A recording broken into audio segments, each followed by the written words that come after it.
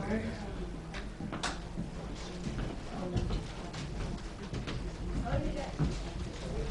Very good. Good evening, everyone. Council and Utility Commission, you can sit in the audience or you can sit up here wherever you're comfortable. I'm going to sit here because this is where I'm comfortable. So I want to welcome everyone to the public information session. This is not a public hearing. It is a public information session on wastewater. And Ron, I'll let you introduce our speaker. So the utility has brought in Mark Beauchamp. Mark Beauchamp has been doing the cost of service study for the wastewater facility. We are going to have his presentation up on the screen. We also have handouts of his presentation if anybody wants them up on the side. I have 20. If we need more, I can easily run out some more. I just didn't want to waste paper. So with that, I'll let Mark start his presentation. Mark can pretty much introduce who he is, what his expertise is. Thank you, Mark. Well, thank you. I appreciate the opportunity to be here. Back in October, we started work on, for the wastewater department, a cost of service study. As part of that, the development of a long-term financial plan and subsequently a rate track. And what a rate track means is how rates should be changed over time. Now, before I get started in my presentation, I wanted to tell you a little bit about myself and our firm.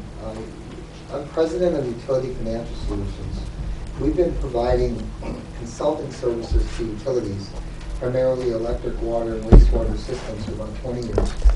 And I have a degree in accounting and a master's degree in business, as well as a degree in water purification technology. So kind of an unusual background. I also hold a Class A license in wastewater treatment, which is the equivalent to the Class 4 license in Connecticut. Now, what I want to talk about today is in development of the study, we had to project out your financials. And so we did actually like a 20-year financial projection for the water department. I'm going to show you part of that. But in development, in trying to keep the utility financially stable, we have to identify certain key financial targets. And those key financial targets relate to how much cash the utility needs to maintain in reserves at a minimum, and something called debt coverage ratio. When debt's issued, the lending organization wants to make sure that the utility remains financially stable. So to help ensure that you have the capability to issue more debt, we monitor your debt coverage ratio, which is a key measurement that rating agencies use in giving a utility a bond rating. The last target, which is target operating income, identifies how much, in a sense, the operating income line of the utility the target of that should be. It sounds kind of weird, is even though the utility is a non-for-profit utility, we still have to make money to break even. And the reason we have to make money to break even is because the assets and the infrastructure that we have out there in service, every year the replacement cost of that asset increases. So in order to ensure that we're funding the replacement of infrastructure, we actually have to make a small amount of income to ensure that we're properly funding the system. Now, one of the things that we developed in doing this effort is we basically asked ourselves the question, how much capital can this utility afford? And so we had to develop a long-term capital improvement plan for the utility.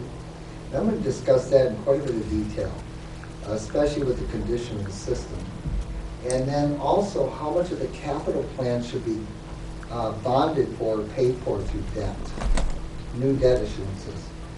And also, and probably the key thing, is a long-term rate track for the utility itself. Now, one of the good news is that in the rate track, we felt that for the next 2 years, no rate adjustments are needed, but there's small and modest adjustments that look like they're going to be needed in years 3, 4, and 5. that's dependent on a lot of things. I mean, as far as, right now, we're assuming that all the capital is going to be paid for through ratepayers, the capital improvement programs. But there's other avenues that are available to us that we'll explore, such as grants from the federal government, state governments, lower interest loans, those types of things. Right now, this is kind of a worst case scenario, so to speak. Now, the situation currently is, in the past, the wastewater system, the funding of that basically covered operation and maintenance, O&M costs, it's called operation and maintenance costs. It did not cover or fund any significant capital improvements. The only thing the current funding covered was emergency capital. And as a result of that, because of what's occurred over the last number of years, the age of the system has gotten quite old. In other words, there's significant capital improvements that are needed. Right now, the system is about 69% depreciated, which the average system in the country is about 50% depreciated. So basically, to get you to the average, about $12.5 million of capital would need to be spent for that 69% to come down to 50%.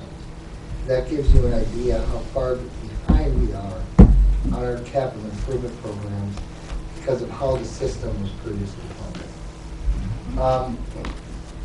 Debt to equity. The system is currently 59% leveraged in debt. And that's not of a major concern, but it is something that we monitor or look at. We want to make sure that the system is not too highly leveraged in debt.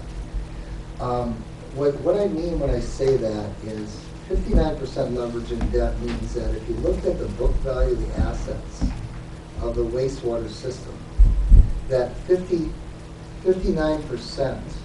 of the book value of the assets, you owe debt on that percentage of it. And although 59% is not an unusual number for a newer system, it's a very high number for a system that's older or aged.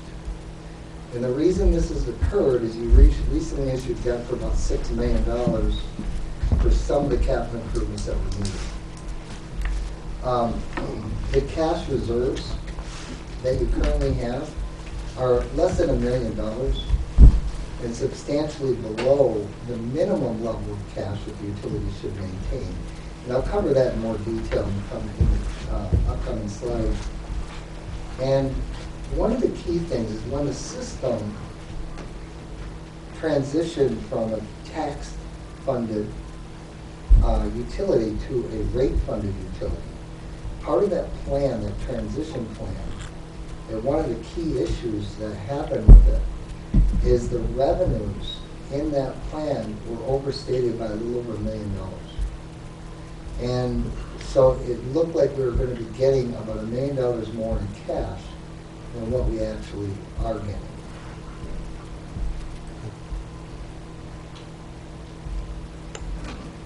Now, the study objectives, what we wanted to do as part of our study is to establish a plan to fund the future capital improvements and identify the sources. And there's two different sources, or actually three types of sources to fund capital improvements. One, of course, is debt, and the other one is grants. And the third one is what's called revenue finance capital. In other words, the rates that are being charged customers is generating a certain amount of cash to fund capital. So we want to look at those different sources. Identify the cash needs to operate, maintain, and fund the wastewater department. What you're going to see in our upcoming slide is how much cash the utility needs to maintain at a minimum in order so it can pay its bills in a timely fashion. Also, calculate the debt coverage ratios that we're going to review and the long-term financial plan. Now, what we wanted to do also is to give you just an idea of the current condition of the plant assets. And I was going to turn over to Rick to kind of discuss some of the plant condition. Sure. Thank you, Mark. Rick, is the red light on the, Yes, it is, Mayor. okay. So my name is Rick Stevens. For those who know me, I'm the manager of the operations for the water and the wastewater. So we look at Mark as a coach. So we've kind of changed our capital improvement plan that we had in the past. And we looked at the numbers that Mark provided to us to be able to fit the operation and maintenance expenses for the projected year of 2020. So we rather than say, put together a wish list, we know the dollars that we have. So in the collection system, where there is probably about 60 miles of pipe, some was built way before George was born, and so it's, what, 50 years old, George? Yeah.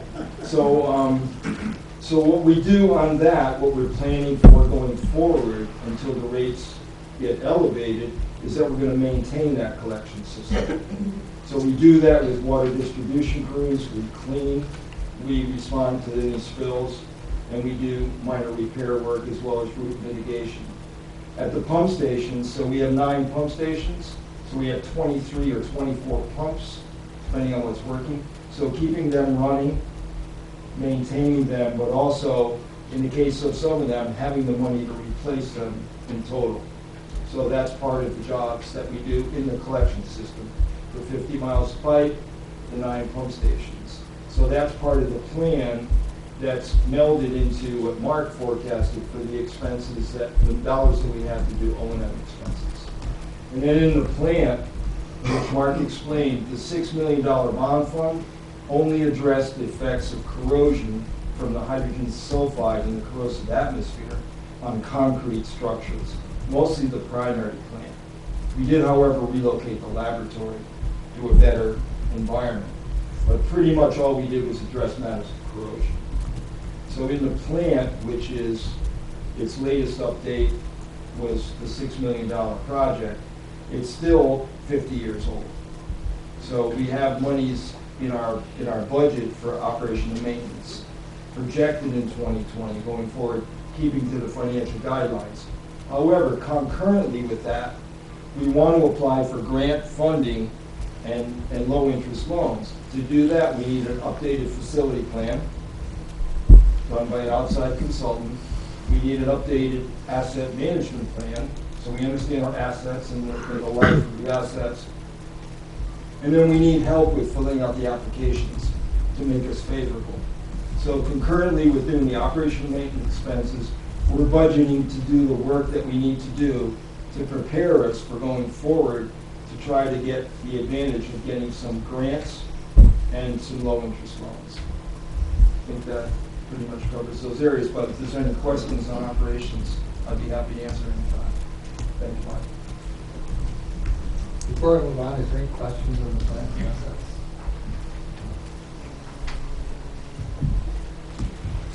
What I'm going to talk about now is the development of the financial plan. And of course, I mentioned earlier, we actually did like a 20-year financial projection. Whenever you look into the future, you have to base it on a number of assumptions. And some of the key assumptions that we use are listed in this table. One is inflation rate, which mainly labor, materials, supplies. An inflation rate of 2.5% was used in the projection. A growth rate, we did not assume any growth in the system. So we're trying to be slightly conservative with that projection, but we did not assume any growth at all. Investment income is real small. It's the excess cash reserves and how much interest would be earned on as a 0.5%. But then the key part of it is on the right-hand side. It's the capital improvement plan. And how much we felt the system could afford to spend in capital each year and maintain certain key financial targets. We're trying to balance, in a sense, trying to keep the plant going and improving the asset conditions, and at the same time balancing that with the rate impacts on customers. So that's what the whole plan, what we're trying to accomplish.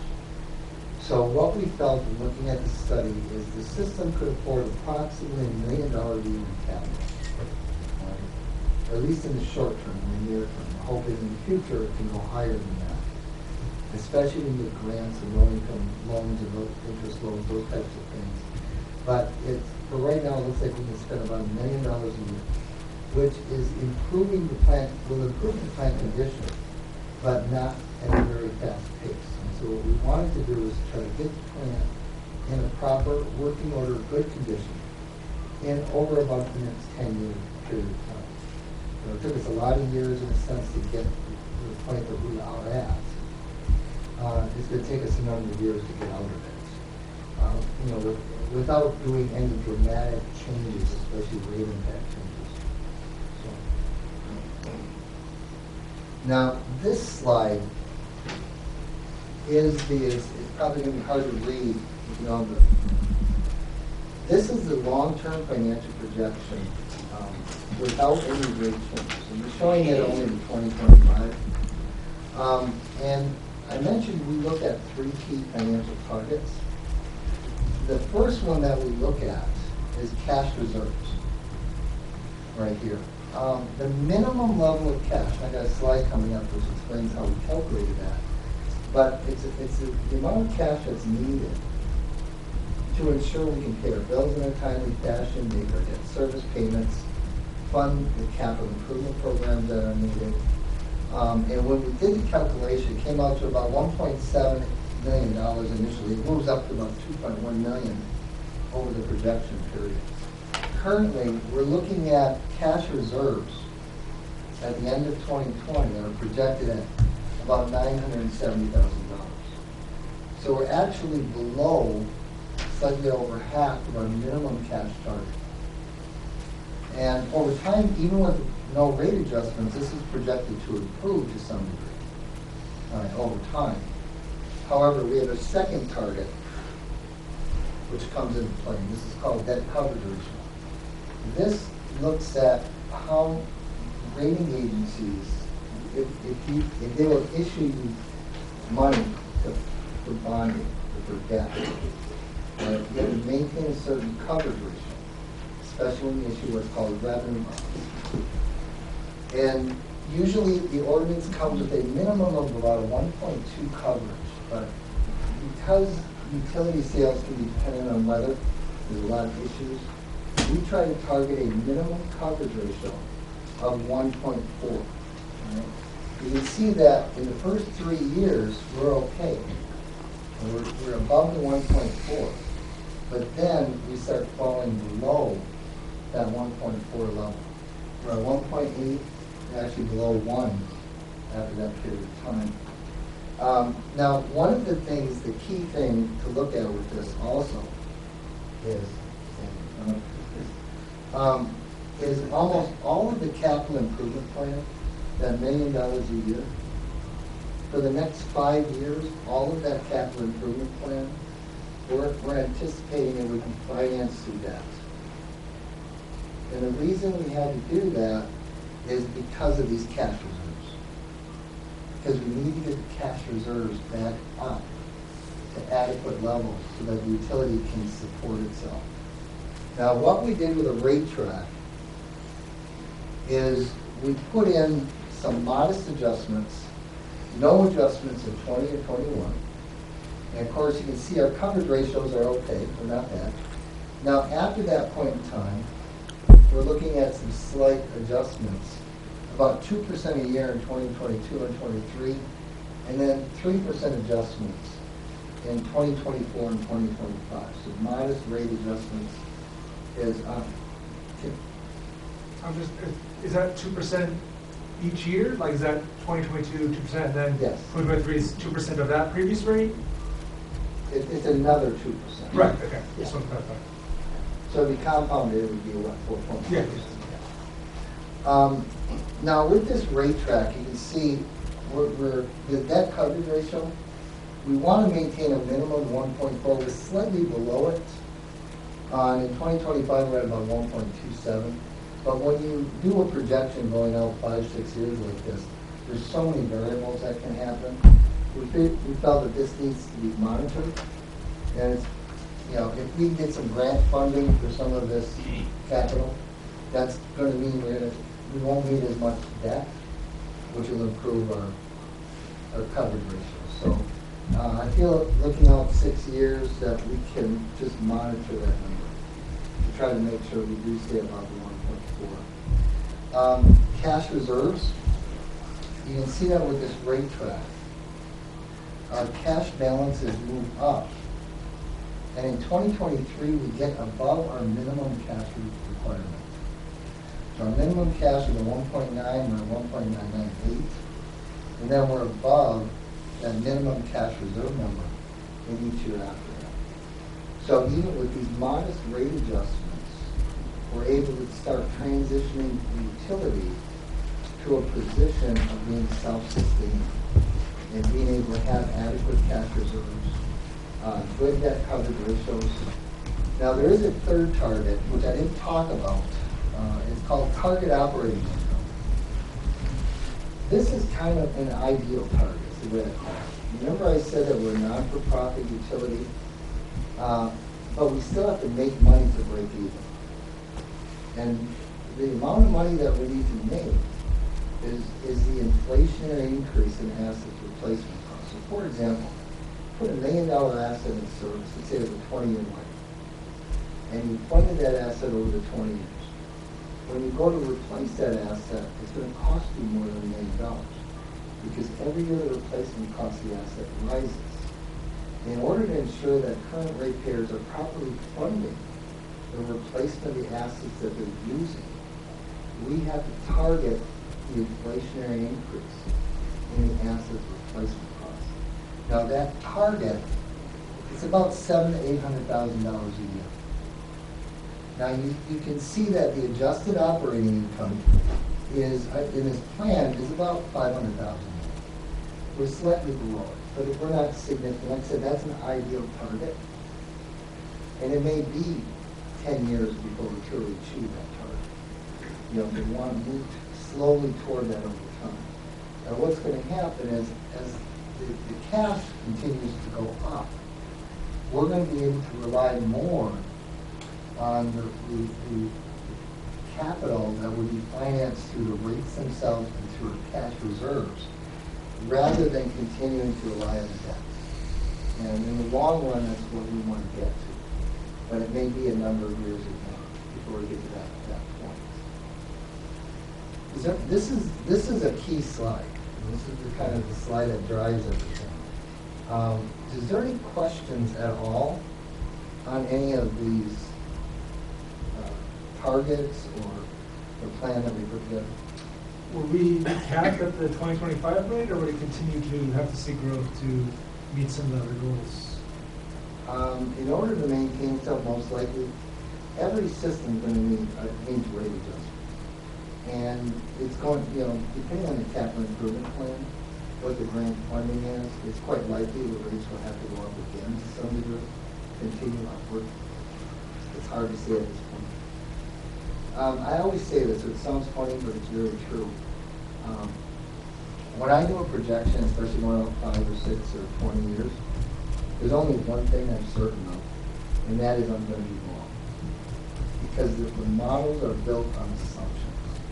Some of those assumptions will occur, some will not. And the key thing is that the financial plan continually gets updated, so you can see how they are changing. This is a plan to start with, and we'll just continue to monitor it. Does that make sense?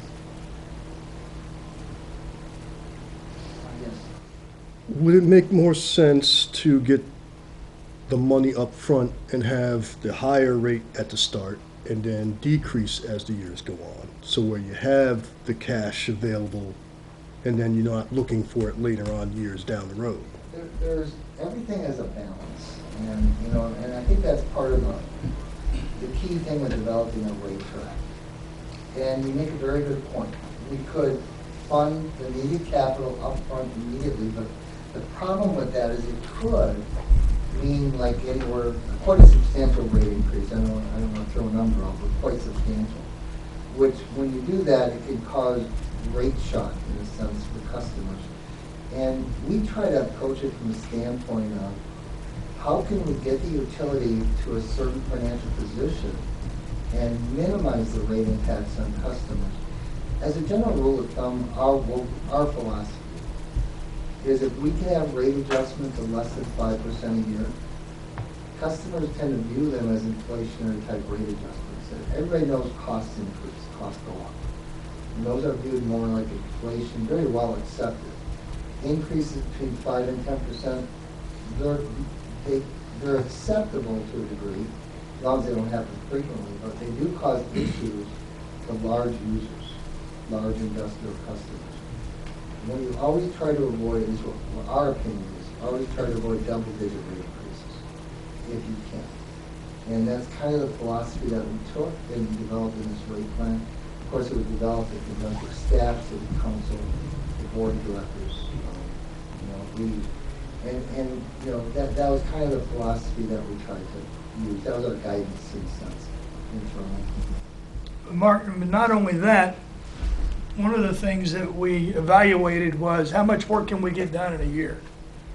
So even if I won the lottery and gave Rick $20 million and said, go do this, there's only so much money that we can spend a year in order to get capital improvements made, even if we outsource it, because we still have to oversee some of that.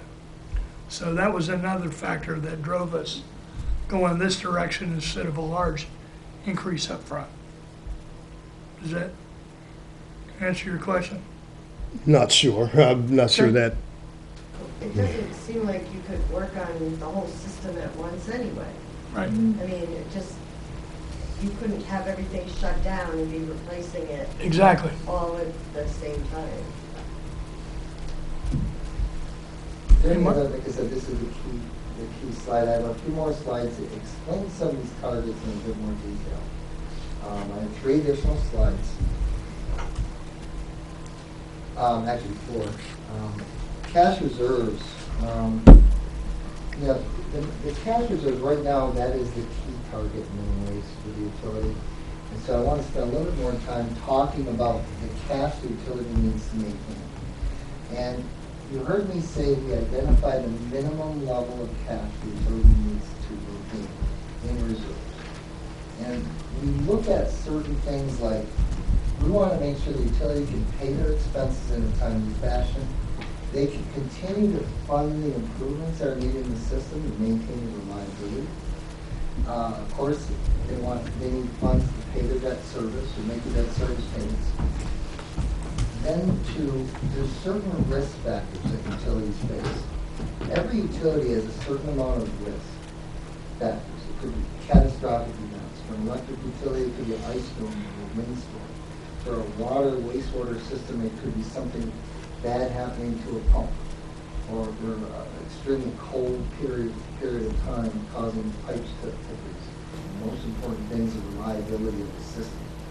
And that's all for all utilities, electric, water, wastewater. That's the most important. And so we want to make sure the system has enough cash to make sure the reliability of the system is maintained. And also, if something were to happen, something unexpected, that by having adequate cash reserves, what it does is it allows the utility to phase in rate adjustments and major rate improvements needed causing upward pressure on rates. You can draw down temporarily on the cash reserves and phase those rates in over time. Again, trying to minimize any rate impacts on customers. And obviously to keep the utility financially healthy. That's the ultimate objective. Now, how we determine that is we look at like the O&M expense. We look at any utility that bills monthly. there's a 45-day lag between when they pay their bills and get the money from the customer. So for example, the utility could go all through the month of January, paying wages, purchasing supplies and so on. But when the time period between when they pay that bill and get the money from customers, it really, in theory, isn't until the first part of March. So there's that lag time. And like I said, any utility that bills monthly, that lag time is 45 days. So we have to make sure that there's money in reserve to fund that working capital lag. This is that catastrophic event. We look at the age of the infrastructure, the condition of the infrastructure, to identify what kind of risks are involved for something bad happening to it, like a pump failure or something like that. And so this line item is attempting to quantify or estimate what should be kept in reserves for that catastrophic event. It's more recognizing it than anything. And then your debt service payment. You want to make sure you have enough cash in reserves to make that debt service payment in a timely fashion. And that the capital improvement programs that you have, net of bond proceeds, in other words, what's funded from your actual cash reserves, we want to make sure that those capital improvement programs are available to you, so that once you start the capital improvement program, you can finish it. So when we looked at all of this for the wastewater system, it's about $1.8 million. And that we need to maintain at a minimum, not a target, but a minimum.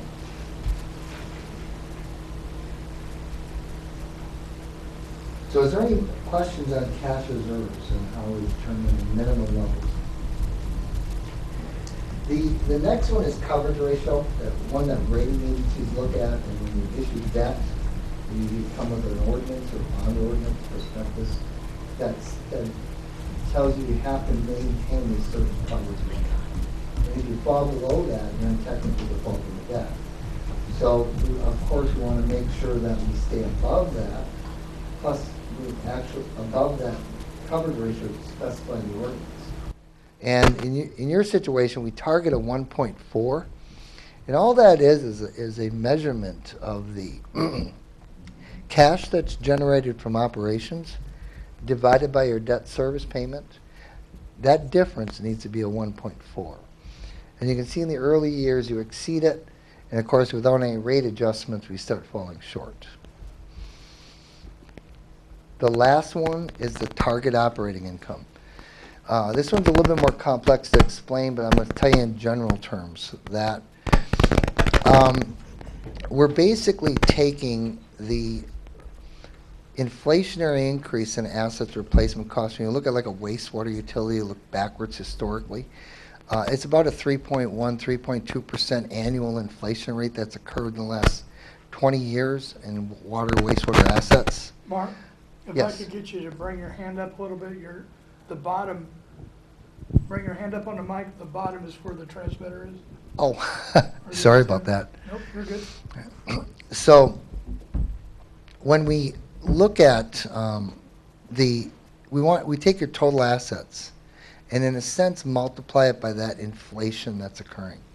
So if you have $10 million in assets and the inflation rate's 3.1%, that means that your target operating income is $310,000 in a sense. Of course, that's simplifying it, because that's that inflationary increase in the assets replacement cost. Now, when we calculate that out, it comes out to about $895,000, and you're not that far off on it actually. You're at $681, but it's actually without any rate adjustments, it's getting worse each year. All right. So that's actually my last slide. So I hope that this kind of helped you understand what we did with the wastewater system and the long-term financial plan and what our current plan is that's going to be monitored periodically and updated. So is there any questions at all? So since your company has about 20 years of experience, what percentage of funding can we expect from grants and stuff like that? Because I know in a lot of assumptions, you didn't have anything like that. So what are we realistically looking at? It's very difficult to estimate that. Grants are available periodically. At certain periods of time, there more is available. For example, after the financial crisis in 2009, there was a lot of grants that were available, but now they've kind of slowed down. So, but there's still grant funding out there. It's just a matter of going out, pursuing it, getting yourself on a list. Sometimes you can apply for a grant, but it could take a couple of years to actually get it. It's a long-term process. So in a sense, I can't answer your question. I apologize. Dane, one of the things that we're gonna do, I don't know if you heard Rick when he was talking about projects, is we're gonna develop we're gonna develop an updated facility plan, and we're gonna develop an updated asset plan. So those are two things that we're going to need to do in order to be eligible for some of the grants. Some of the grants are non-matching, some of the grants are matching, some of the grants are like low-interest loans, similar to what we have from DPH for the water treatment plant. There are grants that come out, there's continuous grants, which means you can apply for them and they're reviewed all the time, so they get them throughout the year. There are other grants that only come out during certain times of the year, fixed grants. We're gonna be looking at all those, but the first thing we need to do is to get eligible. And I assume this is in the 2020 budget? In process of being added. Okay. So the budget that starts fiscal year July, it'll be in there so we can get started on that. So we are behind because we didn't know we needed to do this. We found out that we needed to do the grant side of it. But we are looking to bond. The difference here is that according to Connecticut general statutes, the bonding for the sewer plant does count against the city's debt ratio. The utility does not have a maximum debt ratio, whereas the bonding ratio rather, whereas the city does, the municipality does. So that's one of the things we're going to be looking at. But between the rates and bonding and then future grants, those are going to be our funding streams to get us through this. And then what we had asked Mark to do was to forecast the first 5 years. And then every year we're going to be evaluating this, but at the 5-year point, we're going to take a hard look and look at the next 5 years and see where we need to go. The reason this is an information presentation and not a public hearing is because we're not doing anything with the rates. If we were going to change rates, we're required by the Connecticut general statutes to conduct a public hearing. And the difference is a little bit one format, the agenda and the posting requirements in the newspaper, as opposed to the information session. All we need to do is put it on our website and get it out on Facebook, which is what we did to try to get people to come out. Did that answer your question? Yes, ma'am. The bonding, the sewer plant, is that because it's considered to be infrastructure that's in the city? Yes. Well, when you look at the sewer, you have two parts of it. You have the plant itself proper, and then you have all the piping and the pump stations that we have. By and large, the sewer system is gravity fed, but in some places rather, you have to pump it up to a height so then it can be gravity fed, and that's where the pump stations come in. One of the things that we haven't done in a while is the inspection of all the miles of pipe that we have in the city. We do know that we have some cracked pipe, but we're not leaking sewage because those sections of pipe are not under pressure. The reason we know that we have some leaking pipe is during heavy rains, we'll get what's referred to as water infiltration that will come in through the cracks of the pipe, increase the flow to the pollution abatement facility, and therefore drive up nitrogen levels. Because the biologics that we use, they're not as effective when you get all the extra water. So it drives up our nitrogen use. One of the things that we are proud of is that typically every year we're able to sell nitrogen credits back to the state of Connecticut. Not every water treatment plant can do, water pollution plant or pollution abatement facility can do that, or actually does that. Did that answer your question? No, but that was good information. Okay, well, ask your question again, because I do want to. Any bonds that utility takes out, well, the one for the sewer treatment plant, Yes, end ma'am. up counting towards what the city? Yes, Yeah. it will, because when the Connecticut General Statutes, you have Connecticut General Statutes for electric, water, and sewer. Water and sewer, anything that we make, any monies that we make have to be used on those entities. So you can't make a profit on water and you can't make a profit on sewer. So any monies that we make on that, either through fees or anything else, collection of fees, have to be used on that budget. But it also states that for sewer, that bond money, the money that you bond, counts against the city's bond ratio, debt ratio. Because the city can only have a certain amount of debt to what our assets are. I don't remember the number off the top of my head, but I can get that to you if you need it. I can also get you where we are. We have room at this point. So, and we will probably be doing some bonding in the future, one for sewer, and we may be doing some water and or electric bonding, depending on future capital projects in those areas as well. Did that answer your question? I think so. Okay. Are there any other questions or comments regarding this? So currently we're behind, but this will get us caught up and keep us ahead. Is that correct? Going forward in the future? Go ahead. It's moving us in the right direction. It's going to be a number of years before we get to the proper, because there's a lot of things happening. One of them I mentioned early on is the age of the infrastructure, 69% depreciated. At the end of this, at the end of the 5 or 6 years, it goes down to 66%.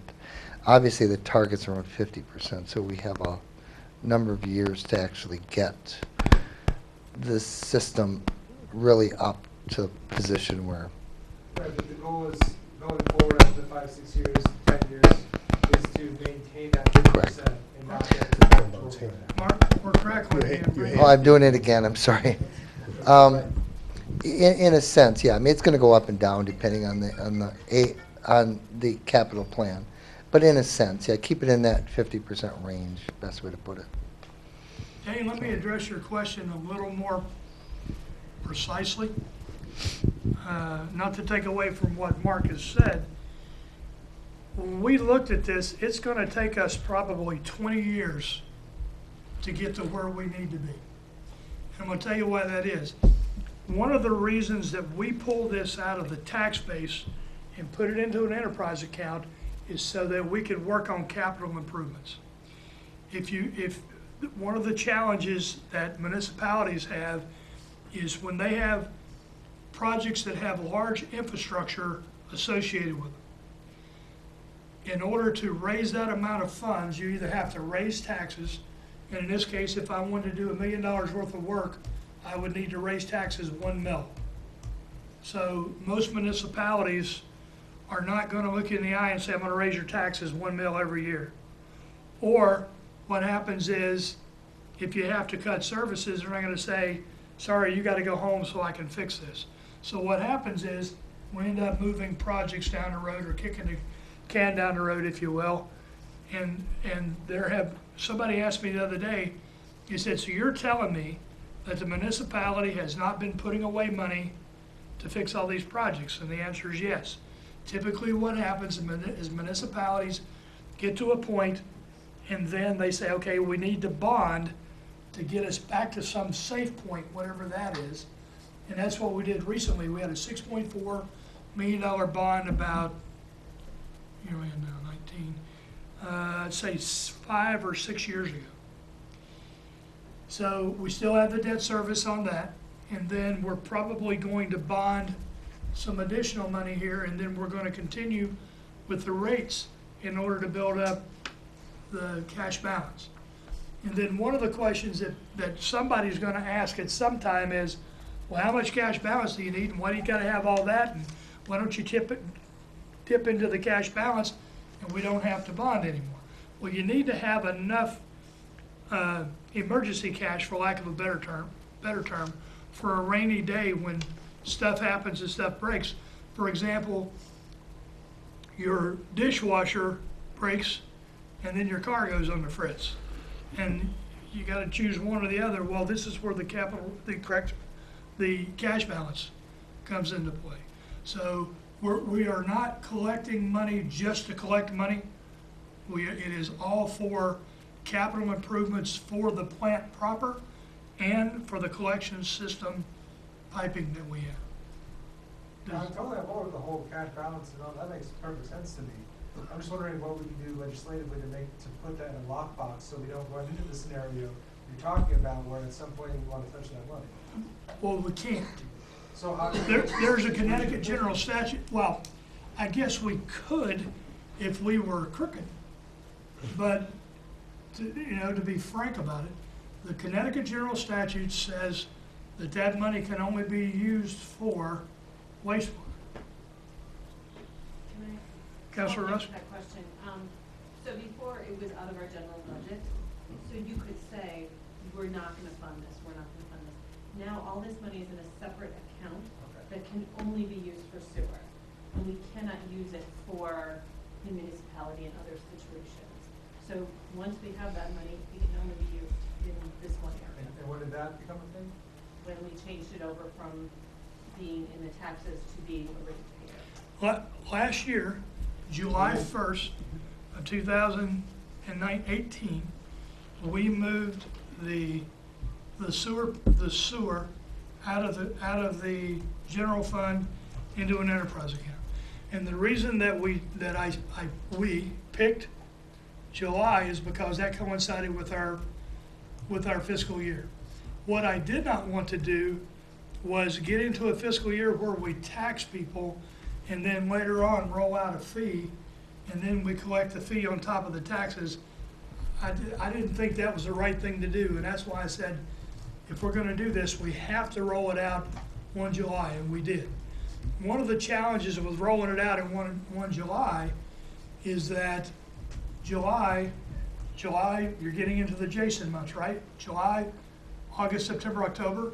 So we have heavy water usage, and the sewer fees are user-based. So they're rate-based on the amount of water that you use. So when your water usage goes up, your sewer usage goes up, and it just so happens July, August, and September are high user months, and people were used to paying it in the taxes, but if you looked at your taxes never said this much of your tax goes to processing your wastewater. Now, on your bill, you get an electric fee, you get a water fee, and you get a sewer fee, and as long as your sewer usage is less than 700 cubic feet a month, then your sewer and your water bill will be about the same, which is what we had projected when we first rolled this out back in January of last year. We started talking about this. So that's that. Did that answer your question? Yes. Okay. Any other questions or comments regarding sewer fees, sewer usage, the way ahead with this project? Okay, in that case, we will close, this is not a meeting, we will close the public information session, And thank you all for coming out. We have a council meeting that starts at 7:30.